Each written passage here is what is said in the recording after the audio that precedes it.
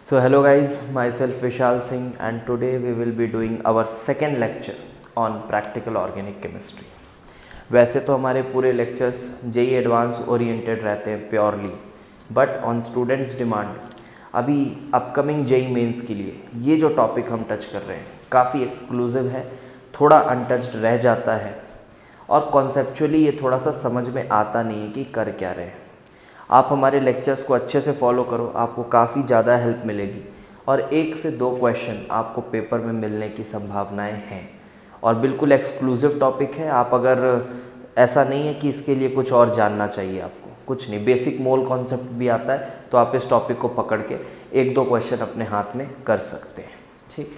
और टॉपर्स के लिए जो अच्छे रैंक देख रहे हैं उनके लिए भी बहुत ज़रूरी है कि वो एक आधा क्वेश्चन जो है आपको लैक ऑफ इन्फॉर्मेशन की वजह से छूट ना जाए, ठीक है। तो फॉर दैट रीज़न उनके लिए भी ये इक्वली इम्पॉर्टेंट है। तो आप कोशिश करिए कि जेई मेंस को पहले अटेम्प्ट में ही क्रैक करके साइड करने का, क्योंकि हमारा जो अल्टीमेट एम होना चाहिए वो जेई एडवांस ही होना चाहिए, ठीक है।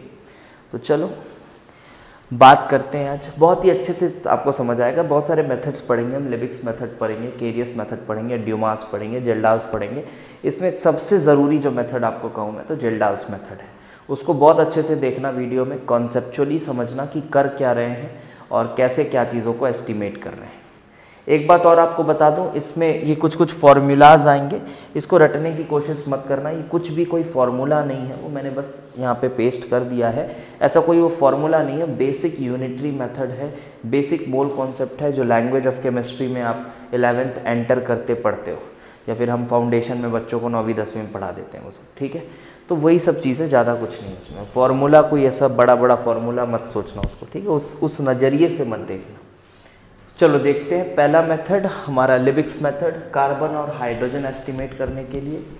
ये काफ़ी इजी मेथड है, इसमें आपको बहुत ईजिली सब कुछ समझ में आ जाएगा। ये देखिए हम कर क्या रहे हैं कि हमारे पास, आपके पास यहाँ पे ऑर्गेनिक सैंपल आपका रखा हुआ है, उसमें कार्बन और हाइड्रोजन डिटेक्ट हो चुका है, हम उसी को एस्टिमेट करना चाह रहे हैं।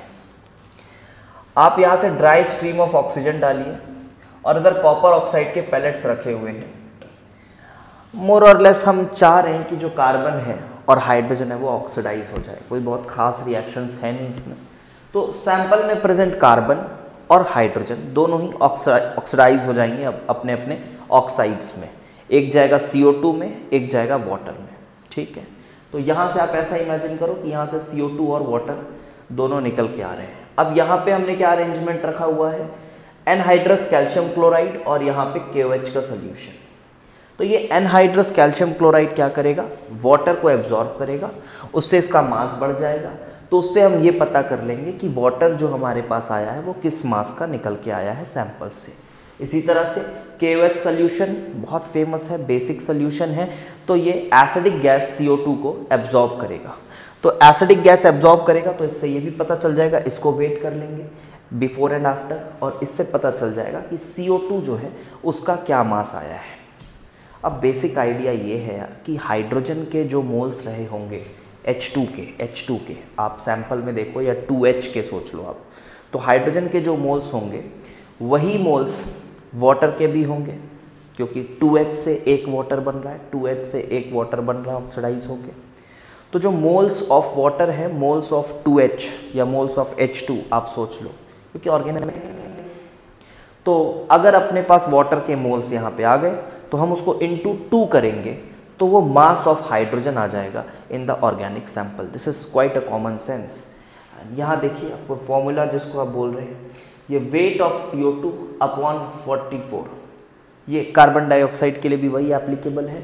तो CO2 का जो मोल्स होगा उतना ही कार्बन का मोल्स होगा, है ना, क्योंकि कार्बन से CO2 बन रहा है, तो कार्बन का भी उतना ही मोल्स होगा। बस इस थॉट के साथ जाइए और ये इंटू 12 कार्बन के एटॉमिक मास को, तो ये ऊपर क्या मिल गया आपको, वेट ऑफ कार्बन।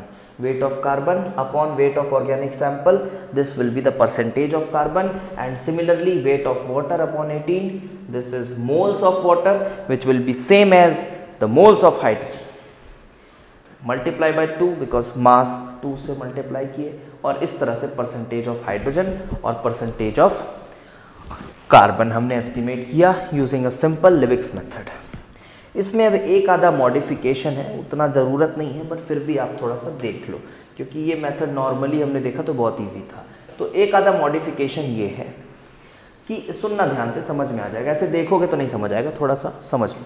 नाइट्रोजन अपने पास अगर मान लो सैंपल में होता और हम उसको ऑक्सीडाइज कर रहे होते तो संभव था कि नाइट्रोजन के ऑक्साइड्स वगैरह भी बन जाते हैं, है ना। संभव था कि जो कॉपर ऑक्साइड के पैलेट्स हैं वो थोड़ा बहुत नाइट्रोजन के ऑक्साइड्स भी बना देता, नाइट्रोजन को ऑक्सीडाइज करके। और नाइट्रोजन के जो ऑक्साइड्स होते हैं वो अगेन आपका थोड़े एसिडिक नेचर के होते हैं, तो हो सकता है कि आपके KOH के साथ वो भी एब्जॉर्ब हो जाते हैं, है ना। तो KOH के साथ वो एब्जॉर्ब होंगे तो जो रीडिंग आएगी वेट ऑफ कार्बन डाइऑक्साइड वो थोड़ी सी ऊपर नीचे हो जाएगी। देयरफॉर वी वांट कि जो हमारा नाइट्रोजन का ऑक्साइड है वो नाइट्रोजन में कन्वर्ट हो जाए, और नाइट्रोजन जो होता है वो किसी के साथ भी एब्जॉर्ब नहीं होगा, फ्री गैस है, निकल जाएगा। वही करा जा रहा है। तो कॉपर लगा दिया जाता है, वो जो अपना लिबिक्स ट्यूब दिखा ना अपने को लास्ट में, तो वो लास्ट में जब एग्जिट जहाँ से हो रही है गैसेस की, वहाँ पे ऐसे कॉपर के कुछ ऐसे पैलेट्स लगा देते हैं। तो कॉपर क्या काम करता है, रिड्यूसिंग एजेंट का काम करता है, बस वही रिएक्शन लिखा हुआ है। ये हर तरह के नाइट्रोजन के ऑक्साइड्स को वो नाइट्रोजन में कन्वर्ट करता है। सिमिलरली अगर हैलोजन है तो सिल्वर लाइनिंग लगाई जाती है। सिल्वर अगेन, अच्छा ये क्या दिक्कत करेगा, ये भी कुछ उसी तरह का दिक्कत है। अब देखो कॉपर के जो हैलाइड्स हैं, आपने अगर हमारा पिछला वीडियो देखा है उसमें आपको बताया मैंने, कॉपर के जो हैलाइड्स होते हैं थोड़े वोलेटाइल नेचर के होते हैं। तो ये अपनी वोलेटिलिटी की वजह से ये भी आके KOH वगैरह में एब्जॉर्ब हो सकते हैं, जिससे रीडिंग में डिस्टर्बेंस आएगी। तो हम यहाँ पे क्यूप्रिक हैलाइड्स को सिल्वर हैलाइड्स में कन्वर्ट कर देते हैं, और हैलोजेंस, आपका जो हैलोजेंस है, हैलोजेंस को भी हम सिल्वर हैलाइड्स में कन्वर्ट कर देते हैं। सिल्वर हैलाइड्स नॉन वोलेटाइल होते हैं, ठीक है, वो दिक्कत नहीं करेंगे आके आपके रीडिंग में। तो ये सम मॉडिफिकेशंस हैं दैट वी कैन मेक। चलो अब आती है नाइट्रोजन एस्टिमेशन, सबसे महत्वपूर्ण नाइट्रोजन एस्टिमेशन। उसमें पहला है ड्यूमास मेथड, दूसरा है जिल्डहाल्स मेथड। तो चलिए ड्यूमास मेथड में क्या हो रहा है। अब यहाँ पे आपने कॉपर ऑक्साइड के साथ ऑर्गेनिक कंपाउंड लिया हुआ है। Copper oxide again the same oxidising action will be performed, और यहाँ पे आप चीज़ों को कर रहे हो ऑक्सीडाइज, और फिर यहाँ रिड्यूस्ड कॉपर गेज, ये रिड्यूस्ड कॉपर गेज आपने लिया है। और क्या किया, अब यहाँ से रिडक्शन विडक्शन करा के यहाँ से जो गैसेस हैं वो पास हुई हैं ये नाइट्रोमीटर में। अब एक एक चीज़ का डिटेल नहीं पढ़ना है कि नाइट्रोमीटर क्या है, सिर्फ नाइट्रोमीटर क्या है वगैरह वगैरह, वो सब नहीं पढ़ना है। अपने को कंसेप्ट देखना है, चीज़ें क्या हो रही है। नाइट्रोमीटर को लेके पढ़ने बैठ गए, वो नहीं करना है, ठीक है, वो फालतू पढ़ाई है। तो यहाँ मर्क्यूरी सील लगी हुई है, ठीक है, नाइट्रोमीटर है। अब नाइट्रोमीटर नाइट्रोजन को मेन एस्टिमेट करता है उसकी वॉल्यूम को। तो अब यहाँ से जो आपके गैसेस जाएंगे, यहाँ KOH का सोल्यूशन है, तो ऑब्वियसली ये जो CO2 जा रहा होगा ये H2O जा रहा होगा। अच्छा खैर H2O जो है वो एब्जॉर्ब नहीं होगा, वो KOH के सॉल्यूशन में रहेगा। जो CO2 आपका जा रहा है वो KOH के सॉल्यूशन में एब्जॉर्ब हो गया। और यहाँ जो आपको मिली है वो कौन है, nitrogen, as well as water के वेपर्स भी मिलेंगे, एज वेल एज वाटर के वेपर्स भी मिलेंगे। वेपर प्रेशर तो होगी ना वाटर की। तो यहाँ से हम कैलकुलेट करेंगे, यहाँ से हम कैलकुलेट करेंगे कि हमने कितना वॉल्यूम इसका कलेक्ट किया है ऑफ दिस सब्सटेंस, ठीक है। वॉल्यूम ऑफ नाइट्रोजन हमने यहाँ पे कितना कलेक्ट किया है वो हम कैलकुलेट करेंगे। थोड़ा सा रिएक्शन देख लो पहले, उसके बाद उस पर आता हूँ। क्या बोल रहा है, कार्बन ऑक्सीडाइज हुआ, हाइड्रोजन ऑक्सीडाइज हुआ, नाइट्रोजन ऑक्सीडाइज हुआ, थोड़े बहुत ऑक्साइड्स बने, और उन ऑक्साइड्स के लिए यहाँ पे देखो कॉपर, रिड्यूस्ड कॉपर गेज लगाया हुआ था। जैसे पिछला मॉडिफिकेशन हमने पढ़ा वैसे यहाँ पे रिड्यूस्ड कॉपर गेज लगाया, तो कॉपर ऑक्साइड और नाइट्रोजन ले दे के हम ये बोल रहे हैं कि हम चाहते हैं कि ये जो एग्जिट यहाँ से निकल रहा है वो पूरी तरह से कौन निकले, नाइट्रोजन निकले, और उसको नाइट्रोमीटर में हमने डाला हुआ है। चलो अब यहाँ पे कुछ कैलकुलेशंस देखते हैं, इसके क्या कैलकुलेशंस हैं। बहुत इजी है। हमने ये देखा कि कितना वॉल्यूम नाइट्रोजन का कलेक्ट हुआ है, दैट इज VmL हमने नाइट्रोजन कलेक्ट किया। इसी को हमने एक्सपेरिमेंट से मेजर किया, नाइट्रोमीटर की मदद से हमने इसको मेजर किया कि कितना वॉल्यूम नाइट्रोजन का कलेक्ट हुआ है। अच्छा, ड्राई नाइट्रोजन का प्रेशर भी निकाला, कैसे? P माइनस पी से, P माइनस पी से। ये P क्या है? वो जो वाटर वेपर्स वहाँ आए हुए हैं उसका एक्वस टेंशन है, ठीक है, T डिग्री सेल्सियस पे उसका एक्वस टेंशन मेजर किया। अब एक छोटा सा चीज़ों को थोड़ा स्टैंडर्डाइज्ड करने के लिए हमने क्या किया कि जो एक्सपेरिमेंटल कंडीशंस थे उसको STP में कन्वर्ट किया, ठीक है। अब देखो ये P1, V1, T1 ये क्या है? बहुत बेसिक सी बात है। P1 आपका है जो आपका ड्राई नाइट्रोजन का प्रेशर आया एक्सपेरिमेंटल कंडीशंस में, T1 एक्सपेरिमेंटल कंडीशन वाला टेम्परेचर है, V1 आपका एक्सपेरिमेंटली जो आपने वॉल्यूम डिटेक्ट किया है नाइट्रोजन का यूजिंग नाइट्रोमीटर वो है। अब इसी को हम STP पे देखना चाहते हैं कि यही सेम सैंपल STP पे अगर रख दिया जाता तो वो कितना वॉल्यूम देता नाइट्रोजन का। तो बस STP का टेम्परेचर प्रेशर लगा के आप यहाँ क्या कैलकुलेट कर सकते हो कि वो STP में कितना वॉल्यूम देता। तो आ गई यहाँ से STP की वॉल्यूम V2, ये नॉर्मल कैलकुलेट कर लिया हमने। अब ये फॉर्मूला बना दिया जाता है कुछ नहीं यार, ये मोल कंसेप्ट है बेसिक सा कि वॉल्यूम आ गई कि उतना नाइट्रोजन STP में कितना वॉल्यूम देता, V2 वॉल्यूम देता। तो उस वॉल्यूम से मोल्स ऑफ नाइट्रोजन निकाल लेंगे। फिर सेम वही लॉजिक कि नाइट्रोजन के जितने मोल्स हैं उतने ही मोल्स N2 के उतने ही मोल्स होंगे सैंपल में, और फिर उसको वेट ऑफ नाइट्रोजन से मल्टीप्लाई कर दोगे तो मास ऑफ नाइट्रोजन आ जाएगा। देखो क्या फॉर्मूला बनाया हुआ है, लेट्स सी। देखो ये volume of nitrogen eight STP upon 22400 ये क्या देगा? मोल्स ऑफ N2 दिया, उतने N2 के मोल्स आपके किसके अंदर हो गए? सैंपल के अंदर, और उसको आपने मल्टीप्लाई कर दिया N2 के वेट से विच इज 28। तो ये आपको मिल गया मास ऑफ नाइट्रोजन, इससे मिल गया आपको mass of nitrogen in the sample, this is into 100 by mass of substance. अब सवाल ये आता है कि सर ये क्यों STP में कर रहे हैं? यहीं से हम कैलकुलेट कर लेते, सीधे हम यहीं से कैलकुलेट कर लेते, PV is equal to nRT लगा देते और यहीं से मोल्स कैलकुलेट कर लेते।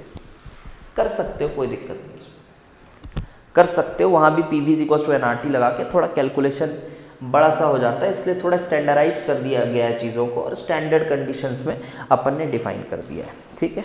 तो फाइनली आप इसको भी यूज़ कर सकते हो, ये कोई मुश्किल मेथड नहीं है, बहुत इजी है। आपने वॉल्यूम कलेक्ट किया, आपने प्रेशर देखा, एटमॉस्फेरिक प्रेशर इधर से मेजर किया, इधर से आपको प्रेशर और वॉल्यूम तो पता चला, बस हो गया, दैट्स इट। ये कहाँ से मिलेगा? ये P, ये गिवन टेम्परेचर पे एक्वस टेंशन जो है पानी का तो फिक्स ही रहता है, तो आप ये नॉर्मल एटमॉस्फेरिक प्रेशर में माइनस किए और कुछ नहीं, ठीक है, नॉर्मल एटमॉस्फेरिक प्रेशर में उसको माइनस किए और कुछ नहीं।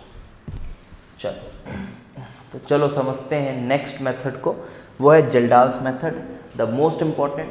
मैं बहुत ज़ोर दे रहा हूँ इस मेथड पे, ध्यान से समझना इसको, ये बहुत इम्पॉर्टेंट मेथड है, ओके। कॉन्सेप्चुअली भी इसको समझना ज़रूरी है, इसका उतना प्रॉपर एक्सप्लेनेशन इधर उधर अवेलेबल नहीं है, दैट्स वाई इस पे मैं थोड़ा सा ज़्यादा फोकस कर रहा हूँ। देखिए आपको करना क्या है कि आपने यहाँ जेल्डाल्स फ्लास्क में आपका यहाँ पे ऑर्गेनिक सैंपल है, ऑर्गेनिक सैंपल में आपने कंसंट्रेटेड सल्फ्यूरिक एसिड डाली हुई है विद सम कैटलिस्ट्स, रिएक्शन करा रहे हैं। तो कंसंट्रेटेड सल्फ्यूरिक एसिड जो सैंपल में प्रेजेंट नाइट्रोजन है उसको अमोनियम सल्फेट में कन्वर्ट कर देता है। ये आप एक्सेप्ट कर लीजिए कि जी हाँ ये अमोनियम सल्फेट में कन्वर्ट कर देता है, इसकी भी टेस्टिंग की गई है, पक्का है ये कि अमोनियम सल्फेट में कन्वर्ट हो जाता है। अच्छा, अब ये अमोनियम सल्फेट में कन्वर्ट किया, इसके बाद इसी चीज़ को हमने यहाँ पे लिया है, ठीक है। अब यहाँ पे क्या सोचना है आपको, क्या है ये अमोनियम सल्फेट का सल्यूशन है जो हमने इधर डिग्रेडेशन करके बनाया है, और अब हमने इसको, नाम वाम उतना जरूरी नहीं है, आप इधर ध्यान से कॉन्सेप्ट को समझिए। तो अब अपन यहाँ पे क्या कर रहे हैं, इसमें NaOH डाल रहे हैं। तो ऑब्वियस सी बात है, अमोनियम आयन आपके पास है, NaOH आप डाल रहे हो, H+ रिलीज होगा अमोनियम आयन का और अमोनिया गैस बन के ऊपर जाएगी। अमोनिया गैस बन के ऊपर गई और ये अमोनिया को हमने डाला, ये known volume of standard acid, ध्यान समझना, नोन वॉल्यूम है स्टैंडर्ड एसिड का, इसकी मोलैरिटी नोन है, इसका वॉल्यूम भी नोन है। अब इसमें हमने अमोनिया डाला तो क्या हुआ होगा, यहाँ पे अमोनिया ने एसिड को किया होगा न्यूट्रलाइज। कितने एसिड को न्यूट्रलाइज किया वो कैसे पता लगेगा, आइडिया समझना। अब आप क्या करो, इस सॉल्यूशन को पकड़ो। ये सॉल्यूशन में क्या क्या है अभी अगर आप देखो तो इस सॉल्यूशन में H2SO4 और अमोनिया का रिएक्शन हुआ है। तो आपका जो सल्फ्यूरिक एसिड है वो कुछ हद तक न्यूट्रलाइज हुआ होगा, कुछ हद तक न्यूट्रलाइज हुआ होगा। थोड़ा एक्सेस में ले लेना ताकि वो पूरा सल्फ्यूरिक एसिड उस आने वाले अमोनिया से ख़त्म ना हो जाए, ठीक है। तो कुछ हद तक न्यूट्रलाइज हुआ होगा। अभी अगर आप सोचो ना तो इसमें आपके पास अमोनियम आयन है और अमोनियम आयन के साथ साथ थोड़े सल्फ्यूरिक एसिड के मॉलिक्यूल्स हैं। और अब आप इस सैंपल को पकड़ के टाइट्रेशन कराओ। इसी को बैक टाइट्रेशन बोलते हैं, हो सकता है आपने पढ़ा हो, नाम उतना ज़रूरी नहीं है, फिर भी मैं कह रहा हूँ। तो अब आप इसी सैंपल को पकड़ के क्या करो, टाइट्रेशन करो। ये Na2CO3 लिखा हुआ है, मैं स्टैंडर्ड NaOH ले लेता हूँ। स्टैंडर्ड NaOH लेके आप इसकी टाइट्रेशन करो तो क्या पता चलेगा, ध्यान से सुनना।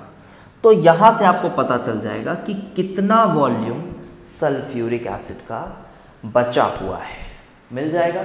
इससे आप निकाल सकते हो कि कितना वॉल्यूम सल्फ्यूरिक एसिड का यहाँ बचा हुआ है। इससे आप ये निकाल सकते हो कि कितना वॉल्यूम एसिड का अमोनिया के साथ रिएक्ट किया है, क्योंकि इनिशियल आपको कंसंट्रेशन, वॉल्यूम सब कुछ नोन था।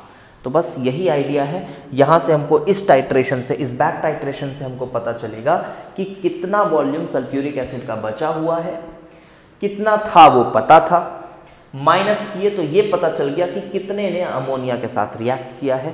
फिर इक्विवेलेंट्स को इक्वेट करो आप, नॉर्मेलिटी इनटू एसिड करके, नॉर्मेलिटी इनटू वॉल्यूम करके आप इक्विवेलेंट्स को इक्वेट करो, उससे अमोनिया के इक्विवेलेंट्स आएंगे और इक्विवेलेंट्स आएंगे तो मोल्स आ जाएंगे, वही आपका नाइट्रोजन का मोल्स होगा और उसी से कैलकुलेट हो जाएगी चीज़ें।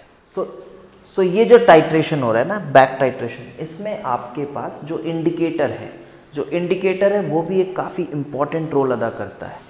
उसको भी काफ़ी दिमाग लगा के सेलेक्ट किया गया है, उसको मैं आपको समझाता हूँ।